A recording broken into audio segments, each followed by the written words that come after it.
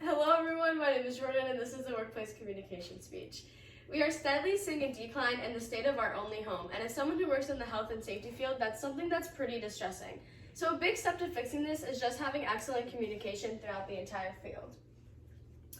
Communication is important because it helps prevent the environment from being hurt and the people living in it being hurt. I mean, let's face it, we all live in the same environment, and if improper communication affects something in the environment, it will end up affecting us as well.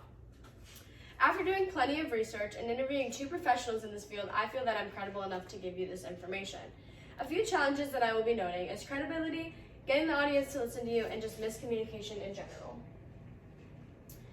So the field in health and safety ranges from cleanup to being a health and safety manager in a plant. It's a huge field, so communication is going to be prevalent.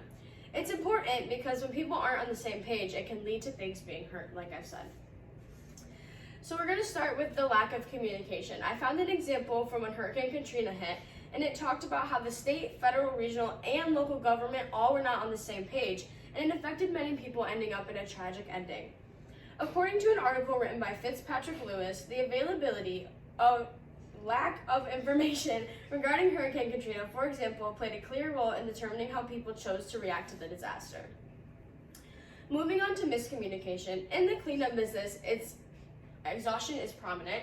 You're in a hot hazard suit for hours, you're breathing through an air tank, and you just have to be able to talk to your leader that you're done and you can't, because if not, you will end up harmed. And as a team leader as well, you have to be able to see that your workers are just done and can't do anymore.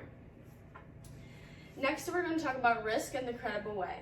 So as an organization, talking about something that's important, you have to be credible. If not, people aren't going to trust you. And the moment that you break their trust, it's going to be very hard to regain that all back. This stems from past mistakes that communicators have made. In an article written by Regina Legend, she states, although we cannot change the past, we must be aware of past mistakes and successes and make our efforts trustworthy, credible, and fair. And the last point is getting your team to listen to you. As a supervisor, your job is to make sure that people are doing their job safely, and everything is just running smoothly and nothing is getting hurt. This falls on being a good leader and having your team trust you and just the mutual respect between you and your team. In an article written by Monique Valor, she states, heightening your capacity to lead others requires being able to see how you think, act, and how your behavior affects others. I interviewed 2 people in this profession, and I asked them about their own personal experiences with communication issues. The first person I interviewed was Dr. Tim Murphy. He's a professor at Findlay, and he's been employed in environmental redemption and emergency response since 1981. He's pretty experienced. The first question I asked him was, what was one of the main issues with communication while you were in the field? And he said it was always the same thing, the lack of communication. So, to follow up, I said, what was something that you did to try and fix it?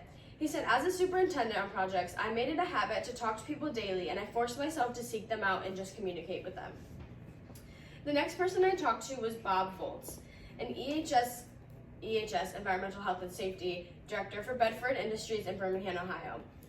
I asked him, in your position, how do you get people to listen to you? And he said, sometimes it's easy, sometimes it's not. You have to find the right triggers for people to understand what you're trying to say, and you also have to be able to translate from a harder language to the regular people language. The next question I asked him was, can you give me an example where miscommunication led to a struggle on your team? He said, when the change from HAZCOM to DHS standards was happening, people would not listen to the changes that were coming. People began to overreact with the products in the shop. They wanted to throw them away instead of just relabeling them. It was a challenge. So do the interviewers and the sources align? They do. Miscommunication is a main issue, and getting everyone on the same page is also a struggle. In this field, everyone has to have their input to try to figure out a solution to your problem. And sometimes people don't want to listen to other people's inputs. And the next point is getting your team to trust you on the final decision. These problems can be resolved with a little bit of work from everyone. Supervisors just making sure that they're talking to everyone and just gaining trust step by step throughout the entire process. So in this field, there can be many issues that pop up. The lack of communication, the harm to the environment, all of this has harm to the environment and the people living in it. To overcome these challenges, you must be credible and communicate effectively with your coworkers. These issues must be taken seriously for the safety of others and the environment. By acknowledging and trying to change these issues, preventing injuries and protecting the environment can be a lot easier. Earth is our only home, and to preserve and maintain it, communication must be prevalent. Addressing these issues within our field will not only benefit the environment, but it will also benefit the things living in it. Thank you. Wait.